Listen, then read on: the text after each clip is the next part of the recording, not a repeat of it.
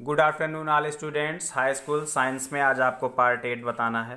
Heading है दर्पण की फोकस दूरी। तो फोकस दूरी क्या होता है? मुख्य फोकस आपने जान ही लिया है।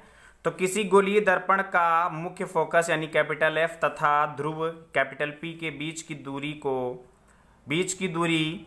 कॉमा दर्पण की फोकस दूरी यानी स्मॉल एफ कहलाती है। इसे स्मॉल एफ से डिनोट करते हैं। तो यहाँ पे समझिए अवतल दर्पण और उत्तल दर्पण के लिए फोकस, मुख्य फोकस मैंने आपको बता दिया था। दर्पण का ध्रुव भी बता चुके हैं। इन दोनों के बीच की जो दूरी होती है उसे स्मॉल एफ कहते हैं, यानी एफ और पी के बीच की दूरी। इसी तरीके से उत्तल दर्पण के लिए फोकस इधर पाया जाता है दाहिनी तरफ, तो फोकस और पी के बीच की दूरी स्मॉल एफ कहलाती है। तो यानी यहाँ पे आप लिख सकते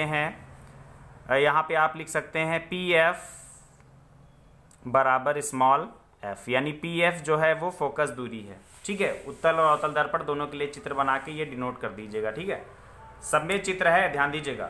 उसके बाद आता है नेक्स्ट टॉपिक आता है दर्पण का द्वारक। तो दर्पण का द्वारक का मतलब कोई भी गोलीय दर्पण तो उसका द्वारक का मतलब जो द्वार है यानी वक्रीय भाग है उसका व्यास क्या है। ठीक है, तो किसी गोलीय दर्पण के वक्रीय भाग का व्यास उस दर्पण कॉमा लगा के दर्पण का द्वारक कहलाता है। तो यहाँ पे समझना, अवतल दर्पण या उत्तल दर्पण है तो ये अवतल दर्पण है तो इसका द्वारक यहां से यहां तक है, तो ये वक्रीय भाग है। तो यानी m से m डैश यहां से यहां तक का जो ये भाग होता है ये इसका व्यास है, तो इसका द्वारक ये इतना हुआ। अब पटरी से इसको नाप लेंगे तो जितनी लंबाई का होगा ये उतने सेंटीमीटर उसका द्वारक हो जाएगा। वही चीज उत्तल दर्पण के लिए भी है।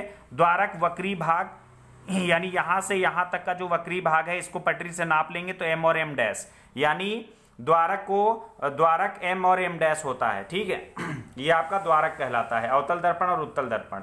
तो यहां पर आप लिख लेंगे ये आपका क्या है, ये आपका द्वारक है, और इसमें भी यहां पर आप लिख लेंगे ये आपका द्वारक है। इस तरीके से जितने भी इसमें गोलीय दर्पण पर आधारित कुछ महत्वपूर्ण परिभाषाएं थी, 8 परिभाषाएं आपको बारी बारी से करके एक एक चीज करके बता दिया गया है। ये सभी परिभाषाएं बहुत अच्छे से आप समझ लीजिएगा, अन्यथा आपको बहुत ज़्यादा आगे दिक्कत होने वाली है। तो हर एक टॉपिक मेरा YouTube पे है, कोई भी अगर दिक्कत आती है तो YouTube पे जाके आप 1 बार 2 बार 10 बार 1000 बार उस वीडियो को देख सकते हैं। जब तक समझ में ना आए तब तक आप उस वीडियो को देखते रहिए, जब समझ में आ जाए तब हम आगे बढ़ेंगे। थैंक यू बच्चों।